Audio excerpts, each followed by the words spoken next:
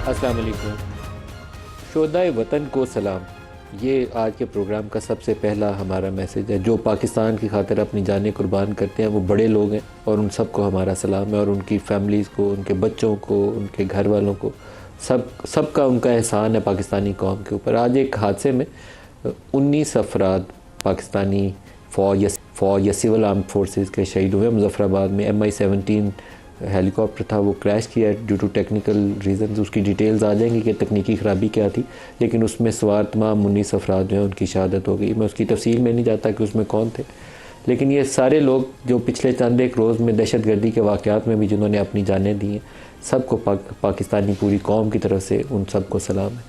پاکستان نے جو افغانستان کے اندر جواب میں کارروائی کی، دہشت گردی کی کارروائیوں کے جواب میں پاک افغان بارڈر ایریاز کے اندر، وہ بہت مؤثر تھی، اور اس سے مزید مؤثر کرنی چاہیے تاکہ کسی ایک جان کا بھی جو ضیاع ہے پاکستانی سرزمین کے اوپر، وہ سول سے ہو، وہ پولیس سے ہو، وہ فوج سے ہو، سول آرم فورسز سے ہو، کسی ایک کی بھی شہادت اگر بارڈر پار سے آ کے کوئی دہشت گردی سے کر رہا ہے تو اس کو روکنے کے لیے پوری قوت کے ساتھ کارروائی ہونی چاہیے، تاکہ اس بات کا اندیشہ جو ہے وہ مکمل طور پر ختم ہو جائے کہ پاکستانی بارڈر کی کوئی خلاف ورزی کرتے ہوئے پاکستانی علاقوں میں آئے گا اور یہاں پر آ کر دہشت گردی پھیلائے گا۔ تو ایسے تو جتنے بھی فتنے ہیں نا، ان کا مکمل خاتمہ کرنا وہ ہماری قومی ڈیوٹی ہونا چاہیے۔ 25 کروڑ لوگوں کی، صرف فوج کی نہیں، 25 کروڑ لوگوں کی، اور جنہوں نے کارروائی کی ہے ان کو شاباش دے کر اور انکریج کرنا چاہیے کہ انشور کریں کہ وطن عزیز میں مکمل امن و امان کو یقینی بنانے کے لیے جو بھی کار ہوتا ہے ضرور کریں۔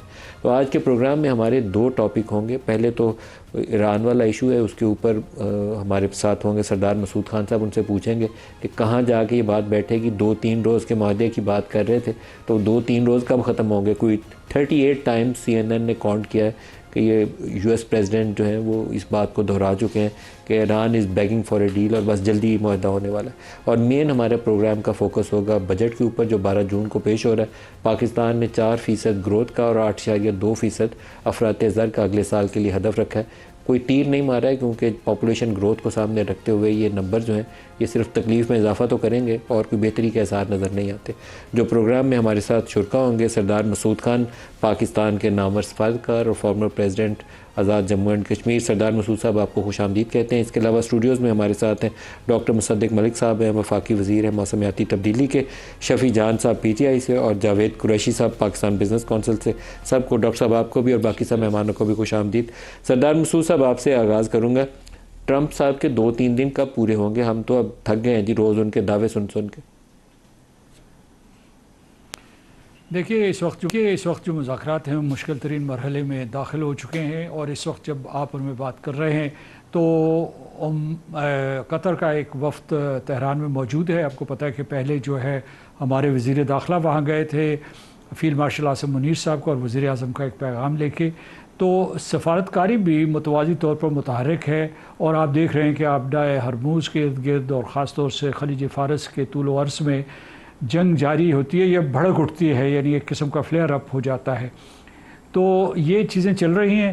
جو صدر ٹرمپ ہے وہ چاہتے ہیں کہ جلد از جلد معاہدہ ہو جائے۔ انہیں کچھ پریشر ہے اسرائیل کی طرف سے، اور دوسرا جو ہے میگا کنسٹیٹوئنسی کی طرف سے، خاص طور سے جو میگا ریپبلکنس ہیں، کیونکہ ان کی طرف سے بڑا بیکلیش آیا تھا جب انہوں نے خوشی کا اظہار کیا تھا کہ ایک بہت ہی معقول دستاویز ان کے ہاتھ آئی ہے ایران کی طرف سے، اور وہ اسے قبول کرنے والے تھے۔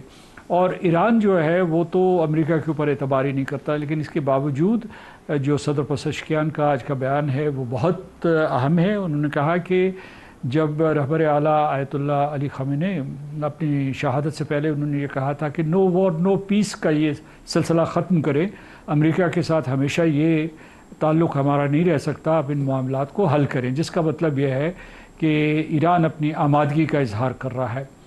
جو تیسرا بڑا مسئلہ ہے، جو مذاکرات کا عمل کسی منطقی نتیجے پر نہیں پہنچ رہا یا فیصلہ کن مرحلے میں داخل نہیں ہو رہا، تو اس کی بنیادی وجہ اسرائیل کی کارروائی ہے، جو کہ لبنان میں، غزہ میں اور مقبوضہ فلسطین میں، آج بھی مقبوضہ فلسطین میں اس نے 19 نئی غیر قانونی سیٹلمنٹس کا اعلان کیا ہے، اور وہاں تقریباً 7 لاکھ کے قریب جو ہے اسرائیلی غیر قانونی طور پر آباد ہیں۔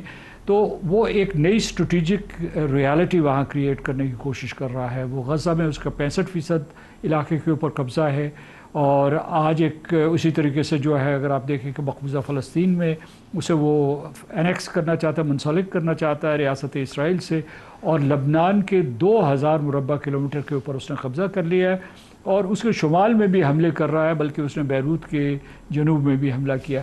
آج ایک سخت ترین بیان جو ہے وہ صدر اردوان کی طرف سے آیا ہے۔ انہوں نے کہا کہ اسرائیل کو قانون کے دائرے میں لانا بہت ضروری ہے، اور انہوں نے کہا، انہیں دھمکی دی ہے کہ جو ترکی کی سیکیورٹی ہے وہ ترکی کی سرحدوں سے شروع نہیں ہوتی، یہ لبنان سے شروع ہوتی ہے، الیپو سے شروع ہوتی ہے، اور دمشق سے شروع ہوتی ہے۔ اور انہوں نے کہا کہ یہ جو آپ یہ خواب دیکھ رہے ہیں کہ خدا تعالیٰ نے آپ کو اس خطے کا وعدہ کیا ہوا ہے یا پٹا لکھ کے دیا ہوا ہے، تو ہم اس خواب کو کبھی شرمندہ تعبیر نہیں ہونے دیں گے۔ اور اس کا مطلب یہ ہے کہ ایک نیا ایکٹ سردار مسعود صاحب، ایک خبر چلنا شروع ہوئی تھی کہ قطر سے اور یو اے ای سے وہ جو ان کے فروزن ایسٹس ہیں ایران کے، پارشلی امریکہ دوسری طرف دیکھے گا اور کچھ پیسے اس میں سے شاید ایران کو ریلیز ہو جائیں گے ایز اے فرسٹ اسٹیپ یا as a C B M, اور باقی چیزوں کے اوپر پھر ایران آگے بڑھے گا اور ابتدائی طور پر ایک ایم او یو پہ سائن کر لیں گے۔ یہ پچھلے 3 4 5 روز سے یہ بات یہاں اٹک گئی ہے، اس سے ایک سٹیپ آگے نہیں بڑھی۔ آگے بڑھنے کا امکان ہے یا ابھی اور تناؤ باقی ہے؟ آج قطر کا ایک، میں نے جیسا کہ کہا کہ وہ ایک وفد تہران میں موجود ہے، اور اس کا بنیادی مقصد یہ ہے کہ اسی معاملے کے اوپر کوئی نہ کوئی امریکہ اور ایران کے درمیان معاہدہ ہو جائے۔ یہاں تہران جانے سے پہلے یہ لوگ واشنگٹن گئے تھے، وہاں بھی انہوں نے مشاورت کی ہے۔ جب عباس عراقچی اور چیف نیگوشیٹر باقر کالباف قطر گئے تھے تو اس وقت 12 بلین کی بات ہو رہی تھی، اب 24 بلین کی بات ہو رہی ہے، لیکن صدر ٹرمپ جو ہے وہ مکر گئے تھے۔ انہوں نے کہا کہ جناب میں تو کارکردگی دیکھوں گا، اس کے بعد یہ رقوم واگزار کروں گا۔ لیکن میرا خیال ہے کہ یہاں بات اٹک گئی تھی۔ ایران نے اصرار کیا کہ اگر آپ اپنا ہرموز کو کھولنا چاہتے ہیں تو اس کے ساتھ ساتھ 2 چیزیں کرنی ہوں گی، ایک جو آپ کا بحری محاصرہ ہے یا جو نیول بلاکیڈ ہے اسے ختم کرنا ہوگا، اور دوسرے جو ہے یہ جو منجمد اثاثے ہمارے ان کو ریلیز کرنا ہوگا۔ ابھی 24 بلین کی بات ہو رہی ہے۔ اب اس میں جو آپ نے جیسے اشارہ فرمایا ہے کہ جناب وہ یکمشت یہ رقم ادا کر دیں گے یا بالاقساط دیں گے، ایران اصرار کر رہا ہے کہ یہ یکمشت دے دی جائے، اور صرف اس کے یہ 24 بلین ڈالرز نہیں ہیں، کیونکہ جو امریکہ کے پابندیوں کی وجہ سے اور اقوام متحدہ کی قراردادوں کی یا ان کی پابندیوں کی وجہ سے جو لگ بھگ 100 بلین ڈالرز کے ایران کے منجمد اثاثے ہیں، تو ایران کی کوشش ہے کہ اگر یہ ان کا بیریئر امریکہ کا ہٹ جائے تو باقی ممالک جو ساؤتھ کوریا ہے، ہندوستان میں بھی کچھ ہیں، بلکہ اس کے بعد جاپان ہے اور دوسرے مغربی ممالک میں، وہ بھی جو ہے آہستہ آہستہ ان کو ملنے شروع ہو جائیں گے۔ اس میں خطرہ یہ ہے اسرائیل کو اور خلیجی ریاستوں کو کہ اگر یہ ساری کی ساری رعایتیں ایران کو مل گئی تو وہ تو خطے کا سب سے بڑا ملک بن جائے گا، مستحکم بھی ہوگا، خوشحال بھی ہوگا، کیونکہ اس کے پاس تیل کے اتنے زیادہ ذخائر ہیں کہ وہ ڈومینیٹ کر سکتا ہے اس ریجن کو، اور اس کی امپلیکیشنز ہیں ان کی سیکیورٹی کے لیے، پوسٹ وار سیکیورٹی کے لیے۔ بہت شکریہ آپ کا سردار مسعود صاحب۔